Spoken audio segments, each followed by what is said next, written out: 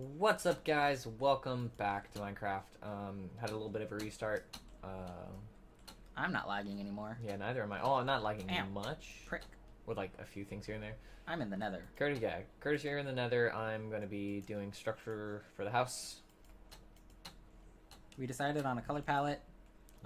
Well, the bulk of it, but we haven't quite figured out the accent that we're going to use for it. I have an idea. He's probably not going to put this in because this is before like the official start of the video. But like we were talking about how having clear distinctions between what part of a building is very important. Yeah, so like we don't want we chose the spruce planks with the spruce planks with oak logs because it blends really nicely, but we're not going to have like all of it be spruce and oak because if you blend too much it becomes kind of bland. Yes, and it also makes it really hard to see where you need to go. Yeah. Which I was talking about, like, hey, that's a game design thing. Yeah. Sometimes it can play the strengths, but that's rare. Well, like, I think it's never a bad thing to have clear distinctions on where you're trying to go. True. Okay, there's a few spiders here. But yeah, no, like last time I was talking about how the spiders are different because they have fangs now. So can you look at the spider? Yeah. Let me get into a cubby.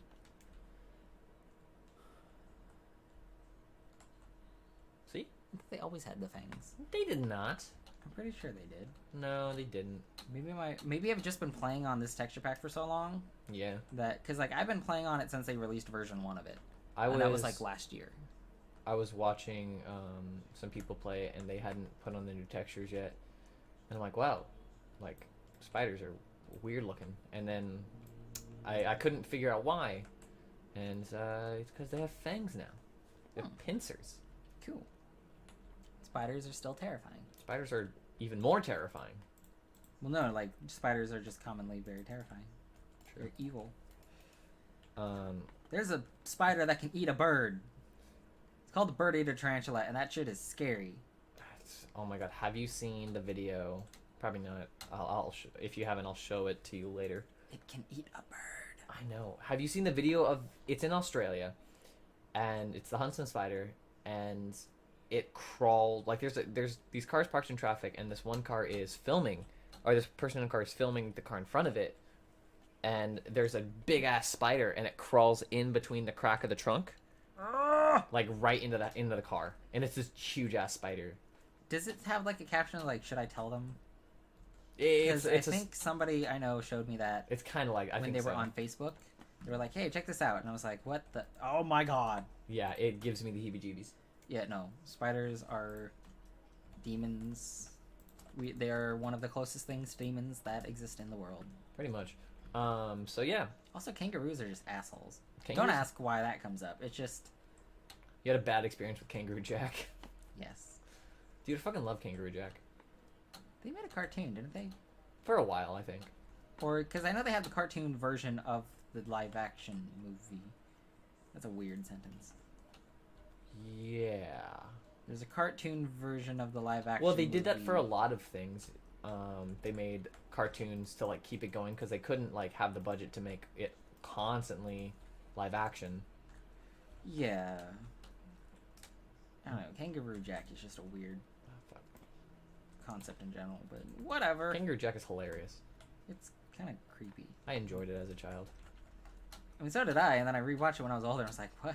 I rewatched it as well, but I still loved it. Okay. Speaking of rewatching things, I want to rewatch Captain Marvel because I watched it the first time, and then I have my Marvel bias in the way, and then I watched it the second time, and I'm like, oh, okay, and then I can actually decide if I like it or not as a movie. I watched it twice, and I loved it both times. See, I loved it the first time too, but like I saw a lot of criticism about it, like a lot of the criticism is towards Brie Larson. It's not about the movie; it's towards Brie Larson. No. Like I generally try to avoid the bias people. So like the people who break it down as a movie and why Brie Larson doesn't necessarily work as Captain Marvel. And there's some stuff I agree with. Dude, I loved her as Captain Marvel. I don't understand why people didn't. I liked her. She was funny. She was quirky. She was. She fit it. But, like, I noticed something very odd when I watched it the first time. What? And it's that she shot very strangely. How so? What can you talk about it without it spoiling anything? Yeah. Okay. So, like, it's the directing, not anything, like, a spoiler. Yes, but about certain, like, if you say a certain scene and it's, you know, kind of spoilery. No, I can avoid, like, certain scenes.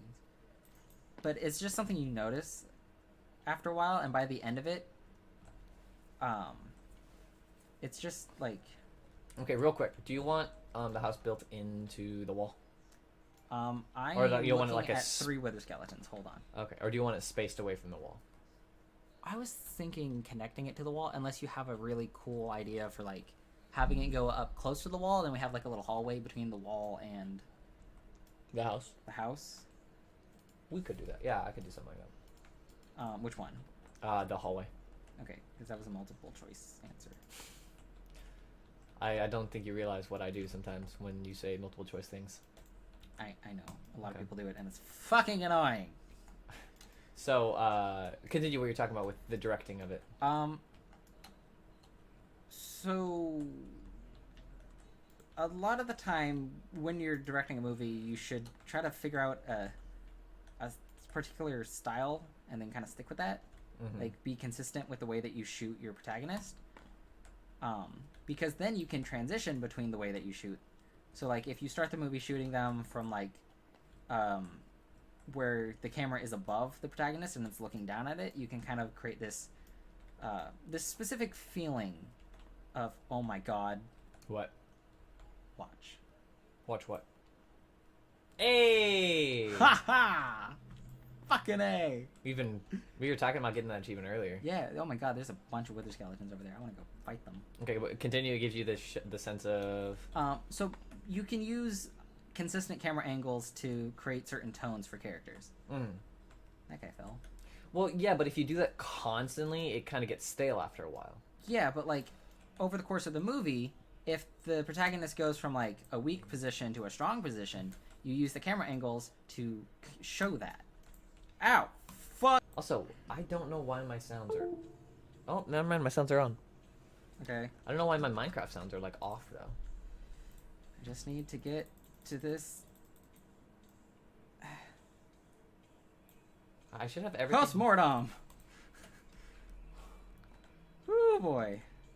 That was close. That was really fucking close. I need to get into this little hillside and close myself off. Wait. Oh god. I was punted by something into a lake of lava. Yikes. And I luckily swam to the shore because I have a lot of fire protection on right now. I love the term punted. So do I. I wish more people used it. Me too.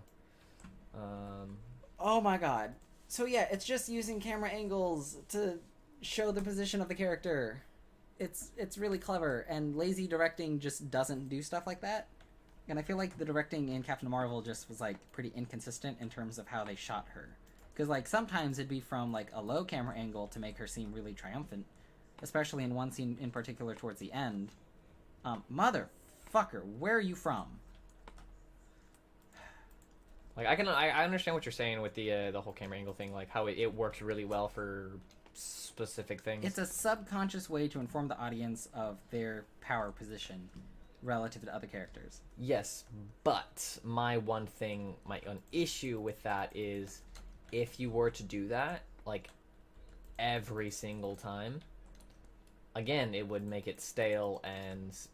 Well, the idea is that you're not supposed to really be able to notice the camera angles. You just sort of feel the power play throughout the movie. Yes, but some and then when you break it down, you're like, oh, it. Yeah, it's really well done, because it's like, it can be observed and looked at and be like, oh, this is what we did, and here we go. But then you're also battling with... Fuck, I messed that up. You're battling with situations of... what's the word? God, I can't think of the word. Because I wouldn't say it's 100% lazy directing if you don't do it, but Like, not every shot has to be subliminal. Not every shot is going to be a Stanley. It can be, but it doesn't have to be. Well, I know that, but like every shot, if like the care is put into it, you can really see how much. Like, you can tell how much the director cares about a particular story from how much time and care they put into each shot. Yeah, but then again, you have people like who are really successful directors, like Steven Spielberg, who doesn't make every single shot. It's like, it's not a Stanley Kubrick style of every shot means something. It's more of every like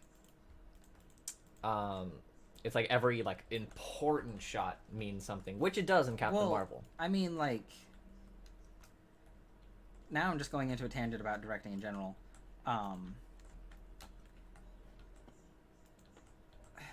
If you're gonna be shooting a movie and your focus is only on the important scenes, that instantly tells you, wait, why am I shooting a movie that has unimportant scenes in it? But not everything has to be important, because if you had 100% important scenes, then it becomes too much, and like, not like earth-shattering scenes, but like if there's a scene that you can cut out of a movie and it changes nothing, that's not an important scene. Yes, but sometimes that makes or break the movie, because you have to deal with overload of information, a relaxer essentially, because dealing with movies that like have if the scene's purpose is to like let the audience come down from like an adrenaline high that was caused in a previous scene, that's still an important scene. Well, I'm saying, like, you can completely remove this scene and it changes nothing. That's what I'm calling an unimportant scene. I'm still kind of iffy about that.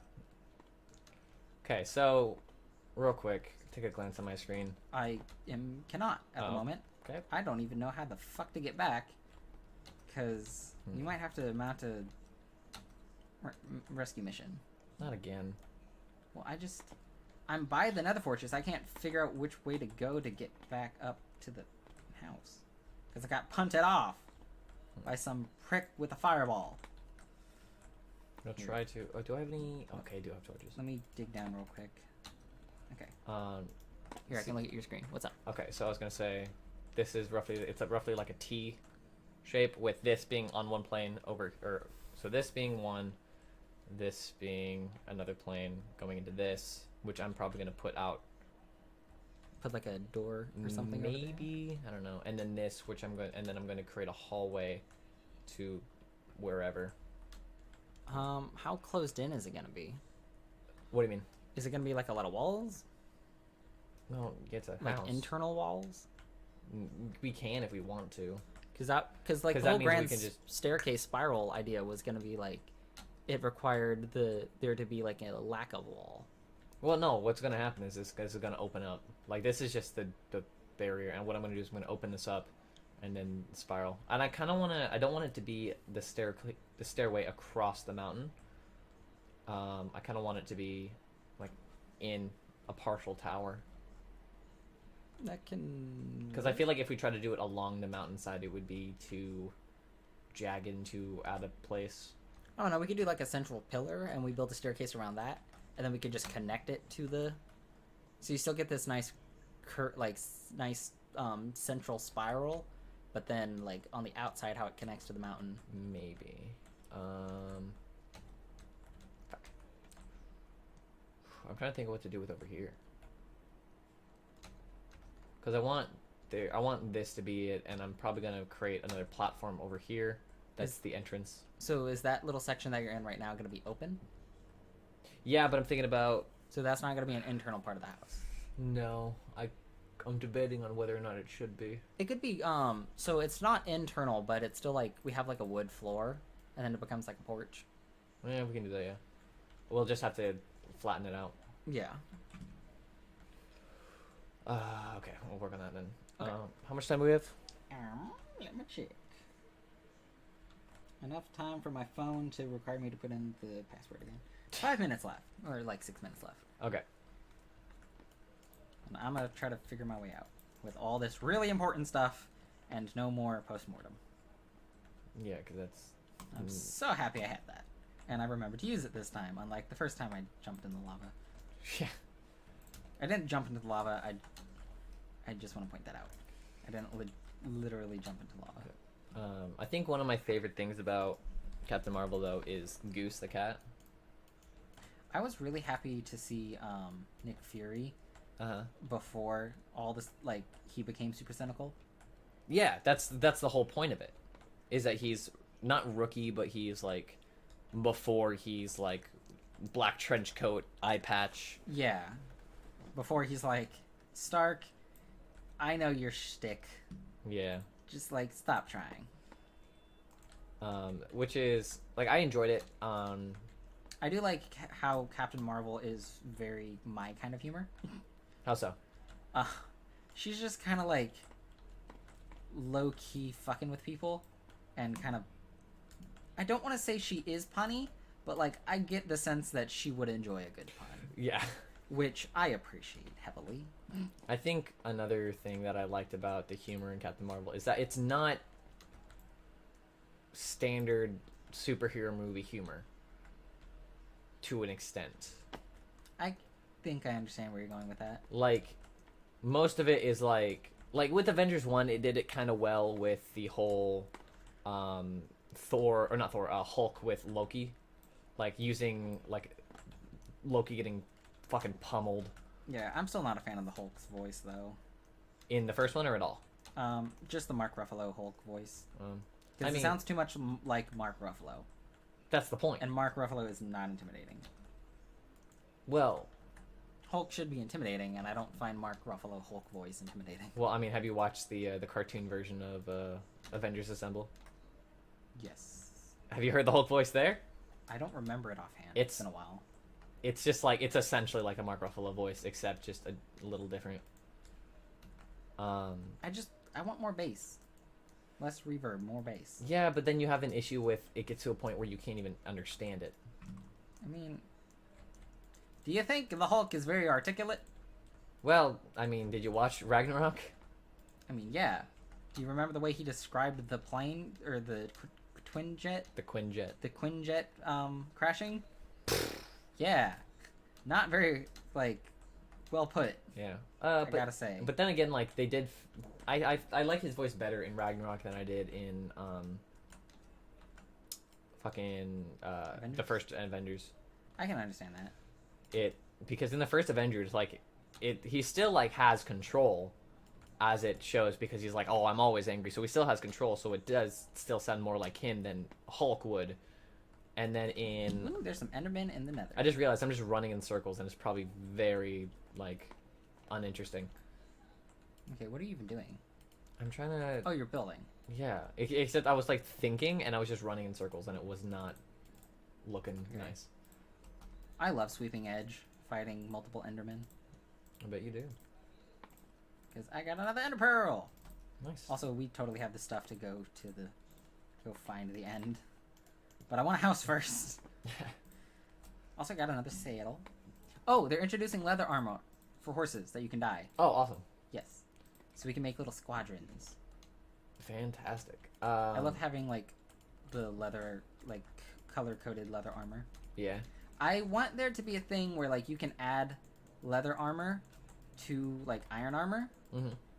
So you can have, like, a dyed iron armor. Yeah. It's like, have it be, like, it only increases the amount of durability a little bit, just because you are technically having two armors. True. Like, I don't want it to just combine it completely. Mm-hmm. Just make it a little bit more durable, make it last a little bit longer, and make it so you can dye it. I think that would be really cool. Yay. But I just want to have, like, a little armies with color coding, because I like that kind of thing. I understand. I got a wither skull. Oh. Fuck you. Sorry. Continue. Forgot what I was gonna say. That's annoying. Okay. Ooh, did not want to drop that. I'm making another work farm. So, the one thing I did like about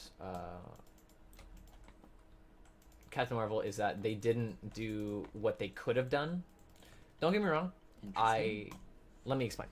Yeah, so that sentence makes a little sense out of context. I really enjoy movies where they're like all of a sudden, oh boom, this person is of the LGBT community. Yes. I'm really happy that they didn't do that for Captain Marvel. For one reason, and one reason alone. Okay, because this could be going in a very bad direction, but continue. Her with her friend, Maria Rambeau. Was that the name of the black girl? Yes. Okay. This is 100% spoiler free, by the way. Her scene, though, that one scene with her, super emotional. Oh, yeah, don't even talk about it. Oh, okay. You know what I'm talking about. I know what you're talking about. That was, like, heart-wrenching the first time. Like, that was... So... I think she had the... I kind of want to give her, like, the best role just from that scene. Yeah. So there's a scene where her and Maria Rambeau are talking, and she's talking about, like, you were, like, essentially saying, like, you were more than just a friend. Yes. And so everyone, like, I could hear, like, with bated breath, everyone's like, oh, is she gonna say it? Like, it's like, oh, then she just goes, you were family? And I'm like, okay. Yeah, that was something I really liked. She didn't have a thing for Fury at all. Like, they never try to force any kind of relationship thing. Like, everybody was just friends in that movie, and it was like, everybody just gets along. No one was interested in anyone, which I enjoyed.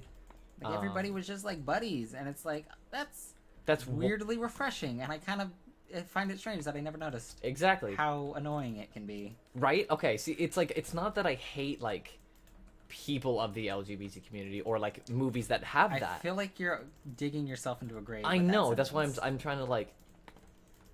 Yeah, I have nothing against it, but, like, any forced relationship in that movie would have felt weird. Yeah, any place where it doesn't belong, I guess, but saying that also is wrong. Again, let's leave it at, like, forced relationship. Yeah. Just, like, let that... Forced interest. Yes, forced love interest.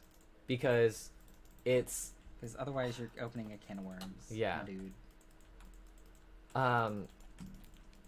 And I'm really happy that they don't do that, like, with a lot of movies, because I know I watched, after Wonder Woman came out, there's...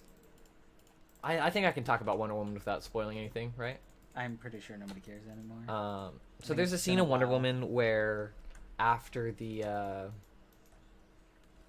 beaches get attacked. I forget by... Yeah, after they get attacked by... fucking... What's his face? Wolfenstein? What's his name? I don't know his name. Wolfenstein is a... I know what Wolfenstein is. Are you sure? Yes, it's a game. I don't know if you do. No, what's the guy's name? I don't know. The big baddie. When he gets attacked by the big baddie in... Ares? No. Or the scientist? No, not... Or the human prick? I'm sorry. I'm thinking of Justice League. You... Oh. God damn it. There's a scene when the army soldiers get... Oh, I want to point out that the timer ran out like a minute ago. Okay, I don't care. I'm going to finish this. So, there's a scene in where I think it's the army guys, or the military, find basically the border of the island. I forget what the island's called in that movie. But, so essentially they find the border and they go over and they basically attack the Amazonians, the women. Mm-hmm. And there's a scene where... I think I see what you're doing here. Yeah, I'm going to put slabs here. Okay. Okay. Lots of windows. Yeah. So there's a scene where, like... Do you want to dye the windows? We could totally dye the window panes. What color, though?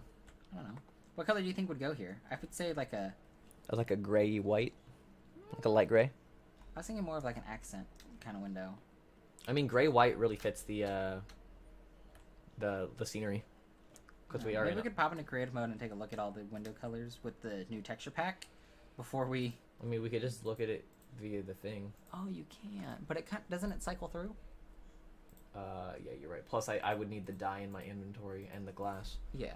So I'll just pop into creative mode and we'll take a gander at it. Anyways, so with the scene, like, there's where one of the warriors dies, and there's, I think it's the general or whatever her name is. I forget her name.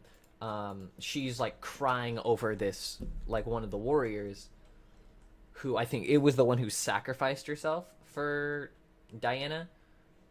And I remember like going through like Tumblr and Reddit and stuff, and then being like, "Oh, you can tell that's not a cry for friendship. Like they were together. Like blah blah blah blah blah." It's like, wasn't it her mother figure or something? I thought so, but it was. I vaguely remember that movie. It's not Diana crying over the general. It's the general crying over some other woman. Oh. And everybody's just being like, yeah, forced relationships. It's like, oh, hey, this is a... Not everybody wants to fuck everybody else. Jesus Christ, people. Pretty much. That's the point I'm leaving it on. Fuck? Oh.